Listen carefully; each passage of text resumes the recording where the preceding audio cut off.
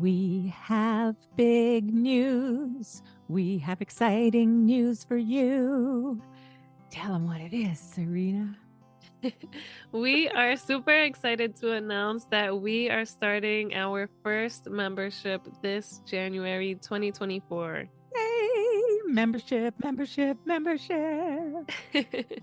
So we're excited to let you know that we will be hosting a monthly membership where when you join, you will be with us live in a Zoom room once a month for a workshop like we just hosted. It's going to be a workshop like that, one topic each month, a different topic. You might even help us come up with the following month's topic from inside our membership. Super excited to meet you. It was so fun meeting a few of you in our inaugural workshop. So we're really looking forward to that. And when you are a member, you will also be receiving a monthly newsletter where I'm going to be a little more intimate and I'll be sharing the things that are working and the things that aren't working for me. Yeah, like taking a tool that you've learned from the podcast and how you're implementing it and how well that worked, or maybe if it didn't work. And then Amma can put in my 2 bits worth. We'll see how that goes. But a membership newsletter and a membership live Zoom room workshop starting in January 2024. Can sign up through our Patreon link in the show notes, yeah? Yes, everything will be in the show notes, and we can't wait to see you there, listeners. We can't wait. Yay! Hi, my name is Sareena. I am a mother to a toddler and currently pregnant. And hi, I'm Lisa, also known as the Singing Amma. Amma means grandmother in Icelandic. I am a mama and an Amma. At the beginning of my first pregnancy, I felt like I was lacking my village, which is why we are here creating a village with you, in hopes that you won't feel as isolated as I did. I also felt the lack of a village in my early parenting years way back when. And I come to our village with a background in early childhood education. I have been coaching parents along their parenting journeys and supporting them for over 35 years. Amma, Lisa, and I invite you to grab your latte or your tea and come sit around the proverbial fire with us each week when we come together to have a conversation where we'll be talking all things parenting, keeping it real, keeping it raw, right here with you. Hi, Sareena. Hello, Amma. I think there's some exciting news. I think there's an exciting story I've been waiting for. Yes, my baby is here finally. Yeah. She was 3 days late and I could have sworn that she was going to come earlier, but she didn't want to come out and she came 3 days later. And my first was 2 days 3 late. days ain't nothing. It doesn't sound like nothing, but in the moment. Oh, like, I know. When is she coming? When is she coming? Yeah. And everybody, if you tell your birth date, your due date to anyone, it's like, oh, it's so horrible. Those last couple weeks or few weeks, even people are like, haven't you had it yet? Everybody's texting like, is the baby here? Is the baby here? Is the baby here? No, not yet. Right. As if, you know, a lot of those people, you're not going to tell them anyways, right? As soon as she is. Okay. So 3 days late and or after the due date, which I think is right on time because our due dates, you know, they're not going to be 100% accurate, right? Yeah. And your first was 2 days after the due date. Yes. That's pretty good. Pretty good. Well, yeah. I had thought since they say, you know, the second time was so different and your body is ready for it. I don't know. Yeah. So I was like, she's going to come earlier. And I could have sworn she was going to be here earlier, but no, she was 1 day later than the first one. And with my first, I never had Braxton Hicks. So right when it started happening, I knew it was happening. And with the second one with Aniston, I had Braxton Hicks for a month before she came. So every time I started feeling it, I was like, is it time? Is it time? Is it happening? Is it going to happen? It was such a tease. Oh, it's such a tease. I didn't experience those. So I get that would be a tease. And also, I mean, even though it was 2 years later, I kind of didn't remember what the contractions felt like. Mm-hmm. And I just remember thinking they were period cramps, but I was also having the stomach problems right before birth. Oh, you had a So bit of gastroenteritis. Yeah, like a tummy flu kind of thing. yeah. Yeah. So anything I felt, I was like, is that it? Is that it? The contractions, is that a contraction? Oh Yeah, is my that a goodness. contraction? Is it starting? Is it was very different. And so how did you know for sure when your labor had started? Because with our in our series with Sharon, um, we talked about the mucus plug, we talked about the water breaking, we talked about how neither of those things sometimes happen. And Hmm. sometimes you never notice the mucus plug. Sometimes the water doesn't break until the baby's actually being born, or even after. Occasionally they rupture the waters after. So how did you know that it was for sure? Well, the night before she came, I really started feeling kind of hard contractions. Okay. And then it went away. So I was like, maybe that's just Braxton Hicks. And then Right. the morning of, they were really bad. Okay, wait. Can we change the word bad? Okay, they were really strong. Thank you. They were Thank you. really strong. Yeah. And I woke up, my husband leaves for work around 5 in the morning. So I wasn't feeling them around that time. And then 7 o'clock in the morning, they were strong and a lot stronger than how it started with my first one. Mm-hmm. So I knew because they were Okay. really strong. Okay. And I was like, let me try to go back to sleep so I can sleep through it and get a little further. And I could not. So I got up, I started walking around, and my mother-in-law was like, is it happening? Is it happening? And I'm like, I think so. So I would try to walk through it, and it was just getting intense. And it was really kind of hard because my mother-in-law was just like, oh, it doesn't hurt. I guess that was her way of trying to make me push through it. She was like, it doesn't hurt. It doesn't hurt. It's fine. You're gonna get through Oh, it. It's like it really wasn't working. it didn't help you. So I mean, it's almost like when a child falls and scrapes their knees and adults try to say, it doesn't hurt. It's Yeah. okay. You're going to be fine. It's Yes. like, no, actually, it hurts, right? Like, no, Yes. actually, my experience is it hurts right now. Don't keep Yes. telling me it doesn't hurt because Mhm. that's not helping. And the last time she had a kid was 27 years ago. So it Right. was like, So I'm sorry, but yeah, no. yeah. So I kept walking around and I texted my husband. Sorry if you hear my daughter running around in the That's okay. background. We're the village. We got Yes. babies sleeping behind you. We got toddlers running around. Yes. That's all good. So I knew I needed my husband because that was really getting to me. And Mm. so I called him and he was still at work and he said he'd be home at 10, 11. I was like, you know what, that's fine because it will force me to get through them and wait a little longer before we got to the hospital. But then I guess he got nervous or he really wanted to leave work and he came home earlier. So he came home and we got ready. We had the bag packed and they were getting intense. And I said, let me take a shower. Oh, little one has to have her heart-shaped sunglasses on. Yes. For those of you listening, just the pause was for the heart-shaped sunglasses. All right.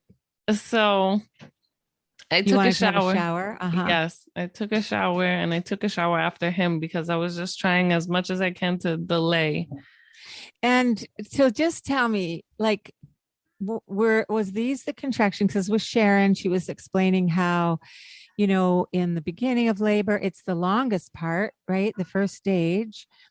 And that's when you can talk through, in the early stages, you can talk through contractions, you can walk around. Like, did it feel like that? Did you start practicing breathing at any point in this earlier stage? I was walking around, but when they were coming strong, I had to like sit Uh-huh. and I was trying the breathing. The breathing was making me a little nauseous and shaking my legs was really helps me push the pain or distract Mm. me from the pain. So I was just Hmm. really shaking my legs a lot. So I was trying to breathe through them. I was doing the breathing exercises, but I was getting lightheaded. That's so, that's what's happening there. What? It's when you're breathing out. I think it's when you're breathing out more than you're breathing in, and you're kind of hyperventilating a bit. So you might have been over breathing. Because my partner, my baby's dad, we weren't married. We were together but not married. He totally hyperventilated because he was breathing with me, and his body didn't need to have those kind of breaths. And he actually thought he was going to pass out. He had to go sit down on a chair and put his head between his knees and take some regular breaths for a while. So yeah, that's probably, maybe you were over breathing at that point. Yeah. So I was getting nauseous.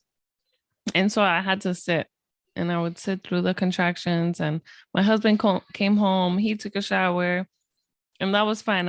I knew I could handle it, and I was just trying to delay as much as possible. So then I said, let me take the shower last. And so I did. And I took a while in the shower because it really felt good. Good. I was able to relax. So I was like, just take your time, stay in the shower if you have to. I think we finally left for the hospital around 10:30. So I was excited. I was a little nervous. I was kind of upset that I didn't stay home longer, but they were really getting intense. Yeah. So it and was did you what it time was. them at that point? I was timing them in the beginning around 7 or 8 in the morning, and the app that I timed them on, it's really kind of frustrating because if you miss one, then you kind of set the whole thing off track. And so that was getting you were using annoying. an app. Of course you were using an app. That cracks me up because, I have a wristwatch with a second hand. Yeah, if I had to do it without that, because the timer, you press it and then it times how long your contraction is and then how long in between. So I mean, otherwise I would not be able to focus and time them. I wrote them down on a piece of paper, on a pad of paper, when it started, how long it was, and when the next one started. Yeah, I would not be able to do Pen that. and paper. That was me. I think I did that for my daughter too. That was 15 and a half years ago. So, so they were like 7 minutes apart, 7 to 8, 5 to 7. And then I was just like, I can't do this anymore. And my contractions are really bad. Really intense. Thank you. So I was just like, I think I'm ready anyway. And I just gave up on timing them. Yeah. And so we got to the hospital. As soon as we got to the hospital and we pulled up to valet, I ran to the garbage can and started puking. Wow. Yeah. I was surprised. I threw up my breakfast and I ate. I actually ate this time. The first time I was not able to eat. And that was surprising because this time I woke up with really intense contractions. And last time they weren't as bad and I wasn't able to eat. Right. But this time. I remember being told to eat yogurt, plain yogurt, because it's very easy to digest, and maple syrup, which has vitamins and minerals in it, and of course the sugar for the energy. That's what I had at the beginning of my labor. But yeah, I had scrambled eggs with spinach and toast. Okay, yeah. Might be harder to digest. I ran right up to the garbage can and somebody was right there, and I was like, I'm sorry, I I need to just real quick, so don't look. Sorry. And then they gave me a wheelchair, so my husband wheeled me in, and you have to go to the check-in to get through. So everybody saw that I was having contractions and they were like, oh, go ahead, except for the first person that was in the line who just refused to let me go. But then the attendant in the front came over and grabbed me and just did a quick check-in. And right. So we went up. You got to jump the queue even though that person was being a dodo. Yes. Sorry, but that's not cool. Yes. It was it amazed me. I mean, I don't usually call names, but that's pretty amazing. Yeah. That's pretty bizarre. And so we go upstairs. Check-in was a lot faster than the first time.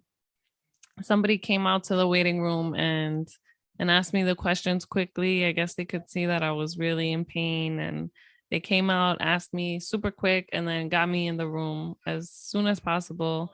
And when they checked me, I was already 6 centimeters. Oh, great. And the nurse was like, "Oh, you did it 6 centimeters all by yourself. That's awesome." So I was very proud. Yay. Oh, They I'm had proud of you too. they That's had so a really good. hard time checking me to see how far I was, Oh, which was very interesting. Like they were really going in there, and it took some time for them to oh. figure out how dilated I was, which was weird. I Did thought you it was ask weird. them? Well, I guess you might not have felt like conversation, but I mean, I would have said, "Oh, what maybe would have said what's making it difficult."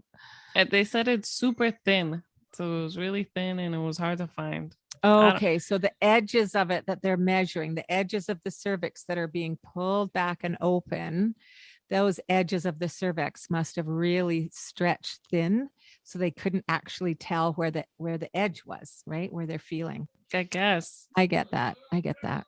Okay. So it was 6 centimeters. Everyone was super nice. I was just as soon as I got to the hospital and we got to the bed, I was getting that resting period that Sharon had said.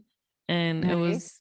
I was able to kind of relax for a little bit. I felt like I was maybe going to take a little nap. That And can happen when you transition from home to hospital too. Everything just slows down a bit for a while. yeah, So and again, like as Sharon said, that's our bodies naturally taking care of us. It's stressful going from home to hospital, going through the forms, getting into your room and getting yourself situated. It's all stress, right? And so for your strength and your endurance to get through the next step, the next big step of actually having the baby, your body lets you rest. That's so cool. I love that. yeah. And if I didn't hear that, then I wouldn't have understood that what my body was getting ready for. So good. Yes, because then I wish I would have asked, but I'm pretty sure she was a resident. She would come in and she's like, I think it was an hour later. She came in and she was like, "All right, so you've been at 6 centimeters for an hour, so we want to give you some pitocin to speed it up." And I was like, "What? It's only been an hour." Heck yeah. And I Good was for just you, mama. Good for you. yes, and I knew pitocin was gonna speed it up and make the contractions worse, and I knew my body was just getting that resting period to prepare me for Yay. pushing. Yes. So I was blown away, and I kind of felt like maybe she just wanted to get a baby under her belt, and to maybe she was learning and she wanted to give me pitocin to then see what will happen, and I don't know, Totally. but thankfully I was like, no, it's not happening. I don't want it. I was like, my body doesn't need that right now. I feel like I need to rest. And no, I don't want it. Good for you. Okay, I just have to stop because I'm so happy right now that you went into this birth with the education behind you from our 5-part series with Sharon, that you were able to know, oh, I'm resting right now. My body needs to rest. And then when it stops resting, it'll be ready for the next stage. And no, thank you. I'm not having Pitocin. Thank you so Mm-hmm. much. Yes. Well done, honey. I'm Thank so you. proud Thank of you. you right now. I'm just like, I'm Thank you. going to cry. I'm so proud of you. Okay. So she came in a few more times trying to get me to take Pitocin, and my husband, Whoa. I was like, no. And my husband was like, you don't want that, right? And I'm like, no, I don't. And thankfully we said no. And the nurse was like, if you don't want anything, you tell us and we're not going to do it. Good. So So you that had a was good nice. nurse. Yes, that was very nice. So, and that's, that part I just want to reiterate for our listeners is um, when your husband or your birth partner or your coach knows what you want and don't want, it would be better if for him, for future births, it would be better really in that moment to say, actually, my wife said no. Mm-hmm.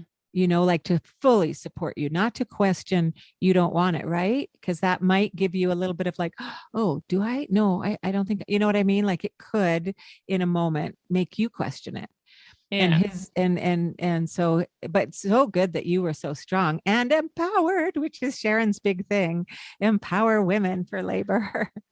Yes, and he was actually getting annoyed too, and he was like, "No." He did get like that. So another great thing for one of you to have said, and it might have been a great line for him, and we didn't foresee this happening, would have been for him to say, we've said no. If we feel like we need to get it moving faster, we will come to you. We will request it. Don't ask us again unless it's absolutely 100% necessary. And we've only been in here now an hour and a couple of hours, whatever it had been, right? Like, no, don't even ask again. That's rude. Yeah, no, she was very annoying. Wow. And okay, so they were getting intense, and in the beginning, I remember thinking how much it felt better once I got the epidural. And part of me was like, do it, just get it. It hurts, do it. And oh my goodness, from your first time. Yeah. Yeah, just thinking back to the first time when I got it and it just all went away. And that's what I wanted. I wanted it to go away. And so I was telling my husband, I was like, I think I need it. I think I need it. He's like, no, you said you can do it. You can do it. And not in a way that it's like he doesn't know what you're going through. Don't let him tell you you can't get it. But he knew I didn't want to do it. So I couldn't tell my story without Sharon here with us after she had coached me and prepared me to have the best birth experience. So here she is hopping on our Zoom call to listen to the rest. So we're so excited, everybody, because Sharon has just jumped on the call with us. And so we're going to have her midwife wisdom in the conversation with us. And she gets to hear Sareena's birth experience of her baby after our 5 sessions with Sharon. Welcome, Sareena, Sharon. Thank you. Sareena, I do want to say to you that many hospitals send out a survey to their patients after they leave the hospital. And if you get a survey sent to you, go for it. Be honest and tell them how you feel about the person that was pushing Pitt. Yeah. Fully. Yeah. You might save another young mama who doesn't have the empowerment that you went in with. They won't fire that person. You don't have to worry about that. But what they will probably do is pull them in and ask them, be a little more sensitive. Ask once and then let it go. Yeah. People, yeah. How many times do you think she came in? Like 3. Yeah. And I said to Sareena, sorry, Sareena. After the second time, it would have been great if her hubby or herself could have said, we said no. I said no. Thank you, but don't ask again. Yeah, unless it would have been nice dire. if your husband had said that. Yeah. Yeah. Mm-hmm. Yeah. Yes. But the nurse, every time that the resident would come in, the nurse would say, whatever you don't want, we're not going to do. Oh, that's lovely. She was very sweet. Yeah. So thank nurse. goodness you had a good nurse. Yay. Yay for good nurses. You. Yes. Yeah.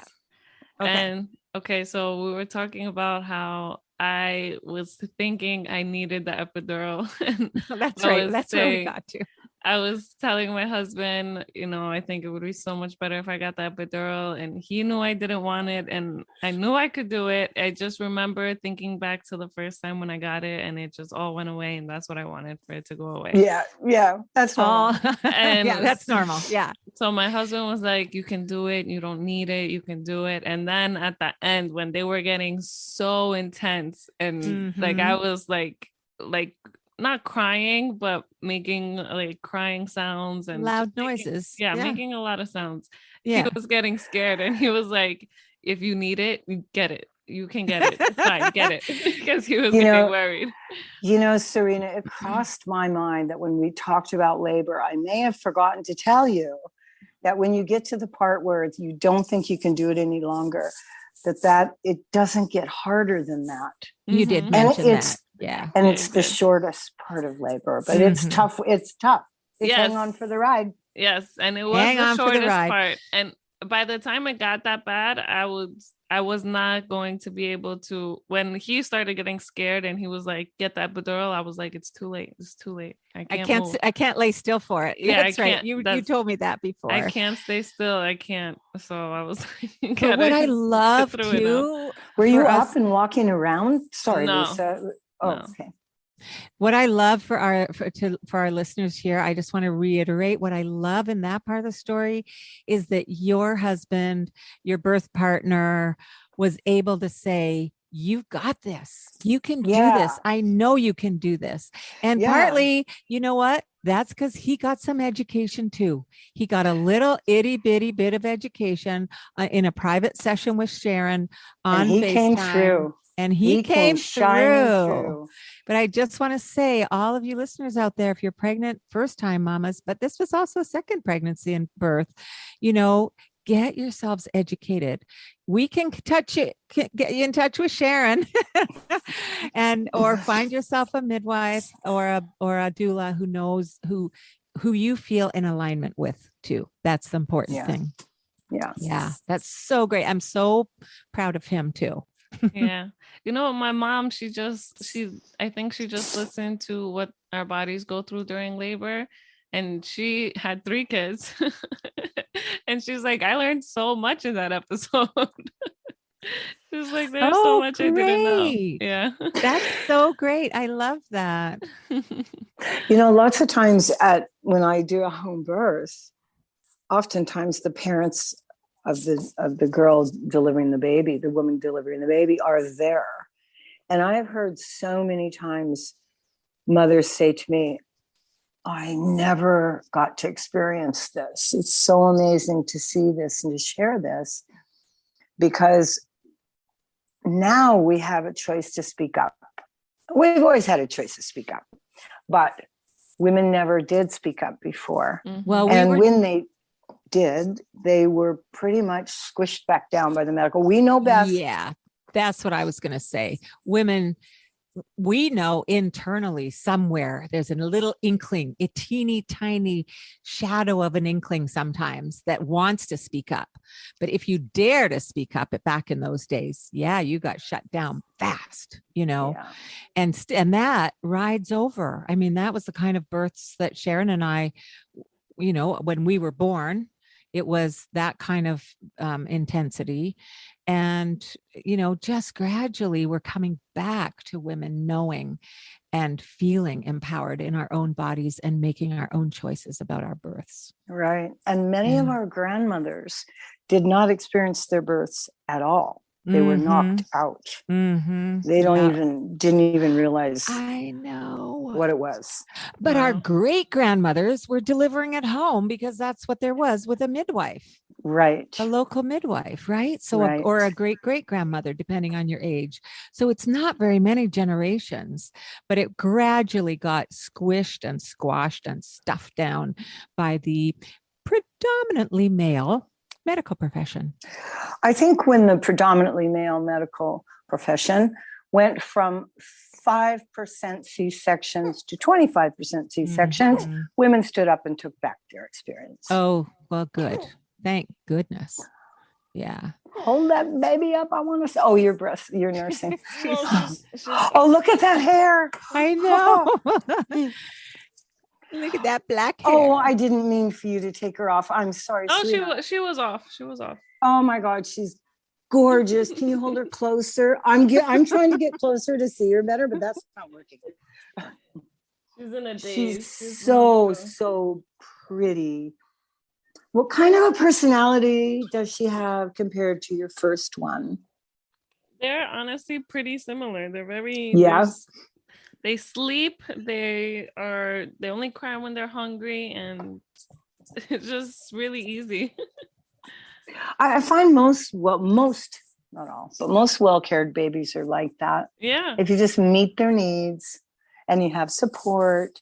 But how about you? Are you getting rested and caught up? I am getting all the rest I need. Both of my babies sleep great. We have the family bed and we all sleep together. She sleeps in the bassinet on the side because the little one twirls and gets up and moves. But you guys should do a thing on the family bed.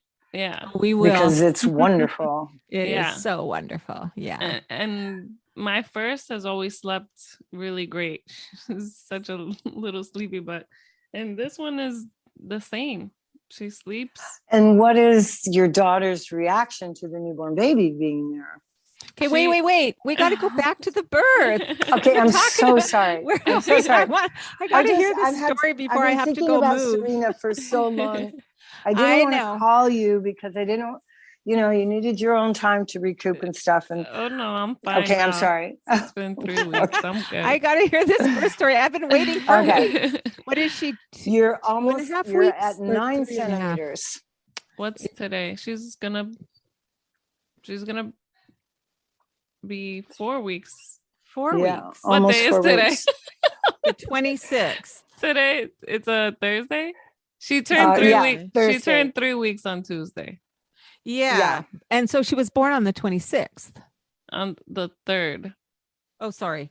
May 3rd. Gosh. Okay. I'm in the wrong month. May 3rd. Okay. So 3 weeks in a couple days. Okay. That's what I thought. 3 and a bit. Okay. So, okay. Back so to then It got hard. Yeah. It was getting. And you were making so much noise, and your husband was like, "It's okay, take that epidural if you need it." And you're like, "I can't stay still long enough to get an epidural now." Yeah, I was like, "It's too late. It's too late. You gotta get through this. You gotta get through this." So then she came in again and said, "Okay, so we want to rip your water." So Whoa! Please don't say that. They want to break your water, not rip. Sorry. So at that point, I was like, okay. She said it's gonna speed it up, and I just wanted it to be done with. No, that's probably all you needed for the baby to come down. You probably start pushing right after that, I'm guessing. Yes. Yeah. So she said, I'm gonna break your water, and I'll come back 2 hours from then, and we'll see where you're at. 2 hours? Yeah. So it didn't take you 2 hours. No, 30 minutes. Not even 30 minutes after she was born.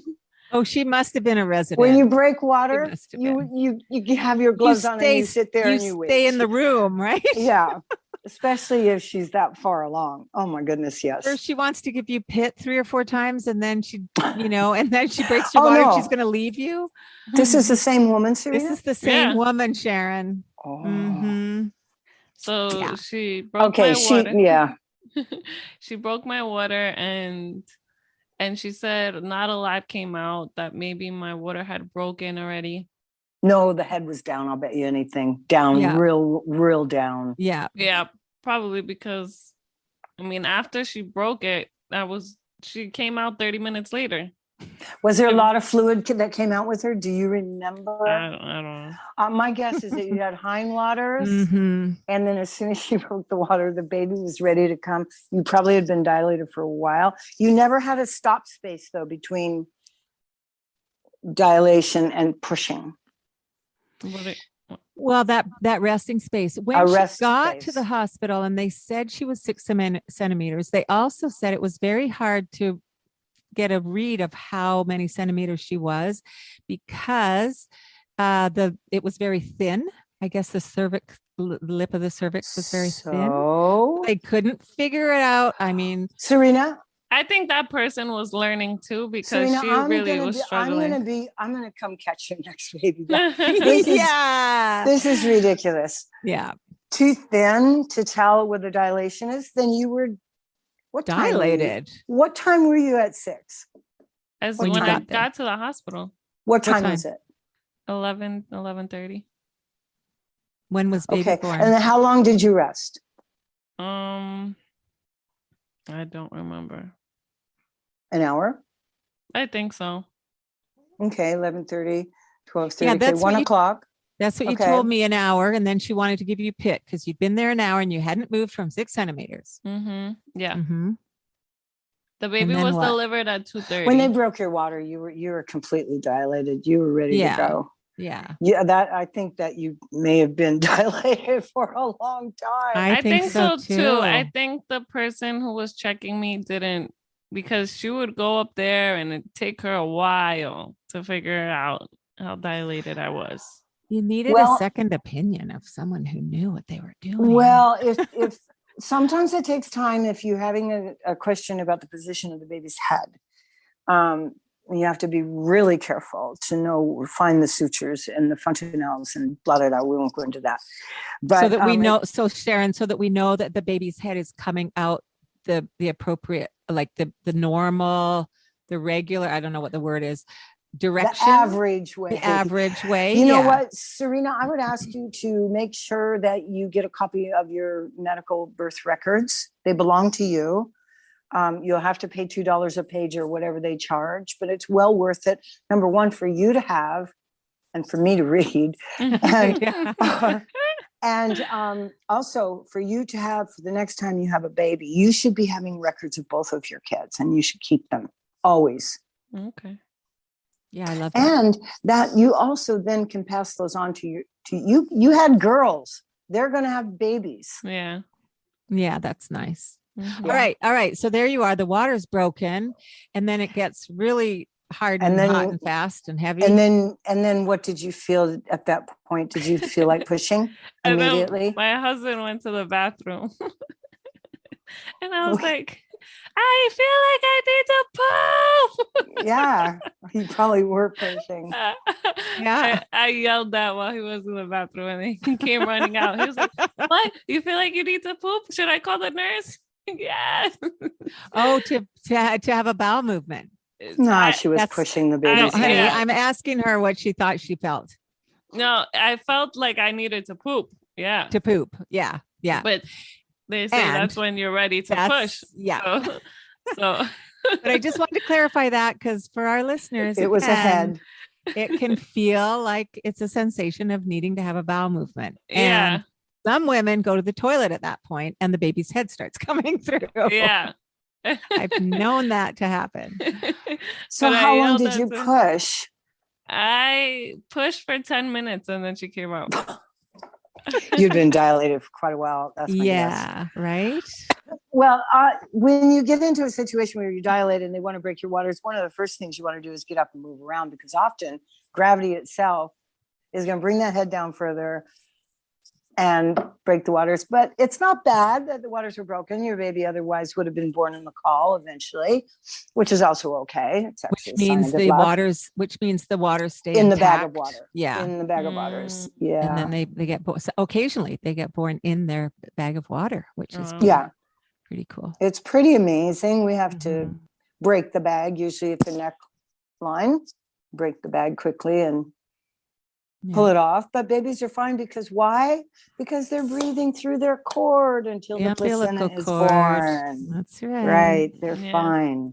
So tell me about the actual delivery, her coming out. How was that for you? What do you remember? So we're going to stop right there and save the rest of the story for next week, since it is a very lengthy episode. I was so happy meeting with Melissa and Sharon and sharing my birth story. I think sharing your birth story is such a therapeutic way of just going through it again, and it's beautiful. Every birth story is so different, and I hope you tune in next week to hear the rest of it. Andrea's been a great big sister then, and you'll hear the rest of our transition and breastfeeding and all the beautiful things that come with motherhood next week to finish up my birth story. So thanks for tuning in. Thanks for being here with us in our virtual village. We'd love you to join our Facebook group at The Village Parenting Community and on Instagram at The Village Parenting Pod. And if you enjoy our podcast, please like, subscribe, and share. Also, if you have a moment, please leave us a review. It makes a big difference for us in reaching more parents out there who may be feeling alone. Please direct message us to connect also. We absolutely love hearing from you. And until next week, we'll be keeping it real and raw right here with you. This podcast is sponsored by the Singing Alma's private parent coaching and workshop offerings, and also by Enlightened Designs for Crafty Mamas.